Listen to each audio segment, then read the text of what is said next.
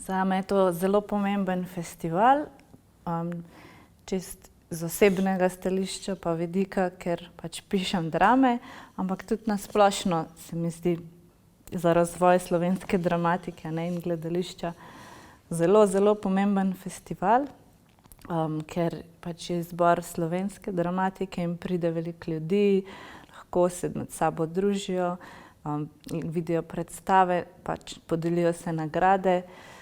In to, da je poseben razpis za najboljšo dramo, je velika spodbuda, pa tudi neka vstopna točka. Zdaj, tukaj bi se dalo tudi problematizirati, ali je to dovolj. Sigurno, da ne, sploh za neka mlada imena, pač za nove ljudi. Tisto en razpis na leto, kamor pride ogromno nekih dramskih tekstov, pač je zelo dobra priložnost, ampak pač je kar težko priti zraven. Se pa tudi spreminja v zadnjih letih to, da imamo še druge festivale, recimo Skrik, že prej je bil Preglej, kjer pa lažje pridejo tudi neka nova imena, pa to, da so delavnice dramskega pisanja, da se dramsko pisanje razvija tudi na akademiji, vedno bolj sistematično pa obširno. Ampak še vedno pač obstaja še veliko možnosti, kaj bi bilo še smiselno, tako sploh kakšna institucionalna gledališča, da bi se še bolj odprla, pa tudi bolj tvegala s kakšnimi novimi imeni, pa tako.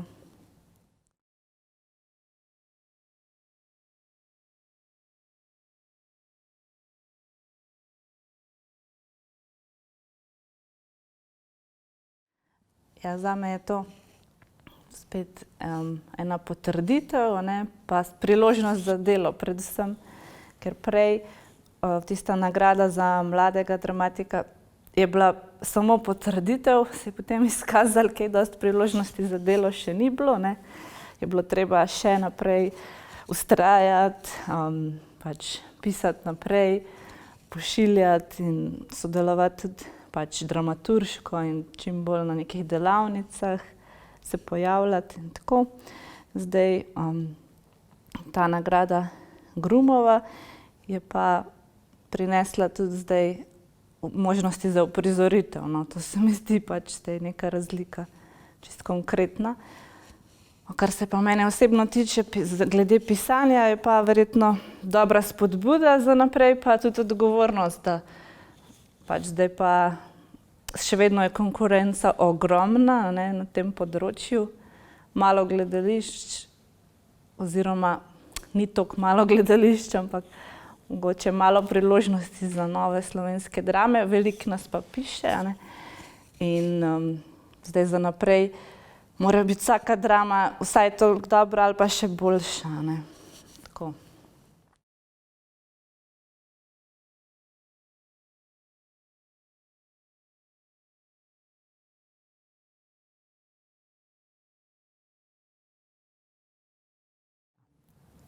Ja, sigurno to zelo vpliva, tako da to se mi zdi nujno in zelo dobrodošlo, da dramatik, ko piše, ima možnost preveriti na neki način, kako besedilo deluje, ko ga berejo igralci. Tudi če si ga sam bereš na glas, pač ni isto. In da tudi režiser, pač ko ga prebere, kaj vidi v tem ali pa kje so še neke pomanjkljivosti, da skozi nek pogovor to veliko lažje ugotoviš, kot pa če samo sam pišeš.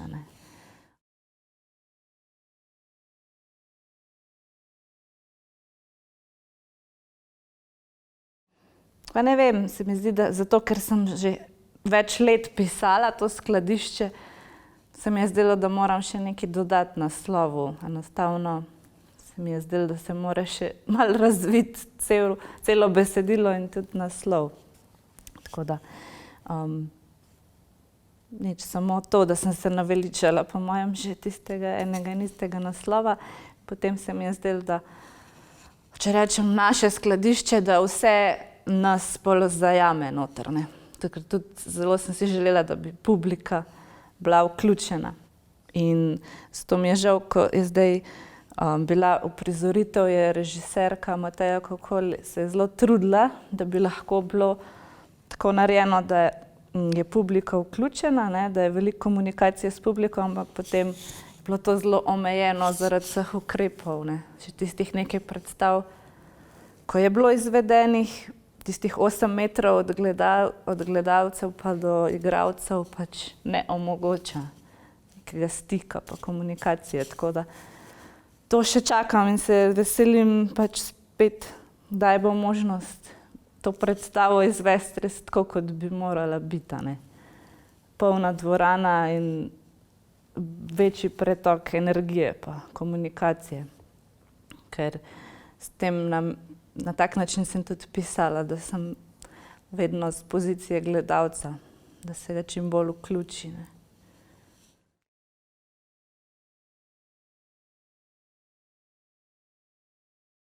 Ja, tudi sama sem, tako kot je tu en lik Marije, a ne, ko je že diplomirala iz primerjalne književnosti, tako kot sem tudi jaz najprej primerjalno književnost pa filozofijo in nekako takrat res ni šlo, da bi na tem področju lahko kaj dosti profesionalno se še naprej razvijala. Kvečjemu nekje na neki bolj prostovoljni bazi, ne, se pravi, že po diplomi se nisem mogla preživljati s tem delom, ampak sem potem še kar naprej na neki način ali na študentsko napotnico ali pač na neke druge oblike dela, honorarno, pač delala razne stvari, prodajanje v trgovini, promocije izdelkov, tako čiščenje, pa tudi v skladišču, ko sem bila nekaj časa v trgovini, sicer tega ni bilo veliko, večinoma je bilo prodajanje, ampak tudi kakšno delo v skladišču, ne. Vsaj takrat, ko je bila inventura. Sem pa se pogovarjala pa spoznala pač veliko delavcev, ki so pa bili pač tam redno zaposleni pa že več let. In potem tako so mi bili zanimivi in tudi te njihove zgodbe. Tudi ljudje, ki so imeli recimo neko višjo izobrazbo, pa so že več let delali kot prodajalci. Pa potem tudi so že se nekako sprijaznili, ne, niso več niti iskali, kaj bi kaj drugega lahko.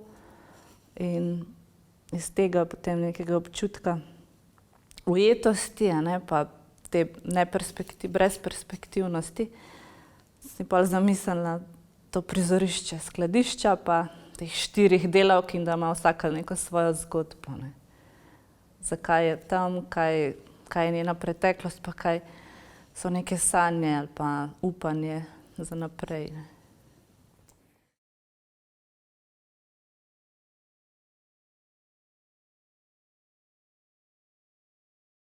V bistvu so bolj po naključju 4.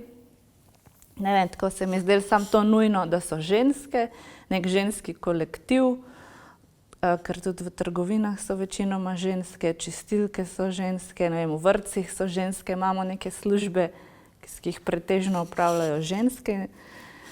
Zanimivo je, da to so službe, ki so pač podplačane, večinoma tudi medicinske sestre, ne, ampak zelo ključne za neko delovanje javnih sistemov različnih. In čisto iz realnega stanja sem izhajala, da so pač 4 delavke ženske, pa potem kako one tudi svoje intimno osebno življenje, pač nekako kako to vse skupaj peljejo, a ne, dom, služba, njihovi odnosi. In pač to me je zanimalo, ti kolegialni odnosi med sodelavkami, no, kako one med sabo, kako na neki način na trenutke se spravljajo ena na drugo, ne, tisto svojo frustracijo znašajo ena na drugo, po drugi strani so si pa lahko tudi opora, ne.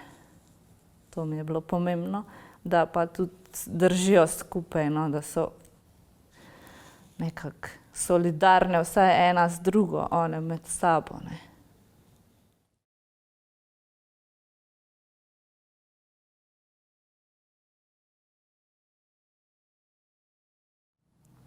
Ja, mogoče je nek moj stil res realizem, ampak hkrati pa tudi pretiravanje, no. Tako se mi zdi, da jaz pač na tak način pišem, da neke vsakdanje situacije potem podčrtam pa zaostrim, pa da mi je blizu tudi nek absurd, karikatura in tako. Tako da se mi zdi, da tu v tem besedilu se atmosfera zelo spreminja, no, tako, da je lahko na eni točki realistično, potem pa kar nastane nek absurd oziroma tako pretiravanje, pa potem skušam pač nek humor vpeljati noter, ampak hkrati pa so teme tudi lahko zelo resne, pa na neki točki postane vse skupaj že žalostno. Tako da to me zanima, no. Nek tak razpon, neka dinamika pač. In nekako stilno pa pač tudi kar se tiče atmosfere, čisto pa kako funkcionira jezik, ne.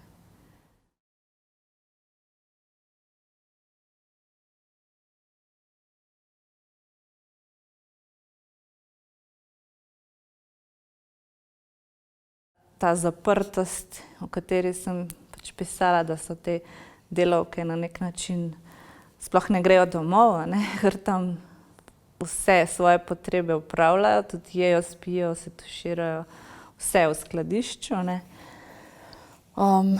In potem pač tudi karantena, neka zaprtost, ki jo zdaj vsi doživljamo, pa te omejitve. Ampak še vedno, no, se mi zdi, da saj za nas je to vse res začasno, a ne. Zdaj, tukaj sem pa skušala prikazati, da pač so tudi neki ljudje, ki so tako na nek način ujeti v te neke poklice, ker pa nimajo kaj dosti možnosti, a ne, se spremeniti. Ker že od prej, ne vem, ali nekako mislim tudi, težko je, če si ti finančno tako odvisen od te neke službe, a ne, pa moraš preživljati še celo družino svojo. Mogoče bi kdo lahko rekel, saj zakaj pa nič ne spremenijo, ampak dejansko včasih res si v nekem položaju, ko ne vidiš možnosti, a ne. Ko ne moreš kar tvegati, pa tudi kaj, a ne, če imaš neko trgovsko srednjo izobrazbo, verjetno res razmišljaš, kaj bi sploh lahko. Se pravi, da lahko so to pač neke usode, ki jih zelo težko posameznice te spremenijo, ne, pa se česa drugega kar lotijo, ne, kar naenkrat. Tako da je tukaj bolj, se mi zdi, neka taka dokončnost, no, kot jo pa mi zdaj doživljamo, no.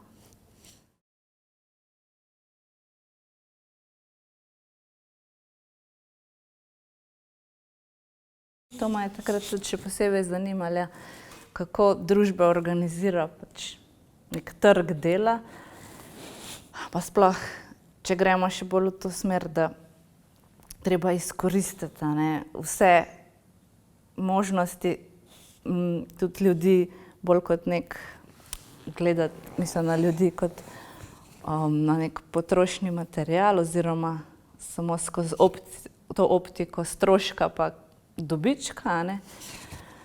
Če je to nekaj, kar je najbolj pomembno, ta gospodarska rast, kar neomejena, pa razvoj v tej smeri, da zmanjšamo strošek, povečamo profit, pa sem pač prišla na neko idejo take distopije, da ko se bo tehnologija še bolj razvila, namesto da bi si s tem pomagali, da bi pač ljudje si bolj porazdelili delo, ne, se bojim, da bi šlo v to smer, da bi samo še bolj izkoristili pač, da tisti ljudje, ki pridejo zraven, še več delajo, a ne, potem pa ne rabimo tistih ljudi, ki pa ostanejo, so pa potem kot neki odvečni, brezposelni, ki jih družba ne zna več vključiti, ampak so samo še odveč, a ne.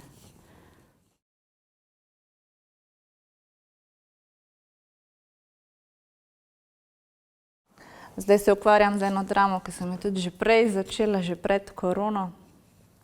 Pa nekako zdaj sem prav razmišljala, ali bi zdaj to spremenila čas dogajanja v koronski čas, pa ga nisem. Se mi zdi, da ne vem, že tako se samo okrog tega vse vrti, da prav čutim eno svobodo v tem, da vsaj pišem lahko nevezano zdaj na to konkretno situacijo. Ampak še vedno pač me zanimajo iste teme, te socialne, pač odnosi in širše v družbi in pa potem tudi ožje, ne, recimo intimni. Trenutno se ukvarjam pač z neko družino, neka dinamika družinskih odnosov, ki so pa povezane spet z družbo, zato ker ta družina ima neko svoje podjetje, ne, družinsko. Ker se mi zdi, da tako tudi ta korona kriza, ja, seveda prinaša nove stvari, nove probleme, ampak hkrati pa tudi stari so še vedno tu, ampak se samo še poglabljajo, ne.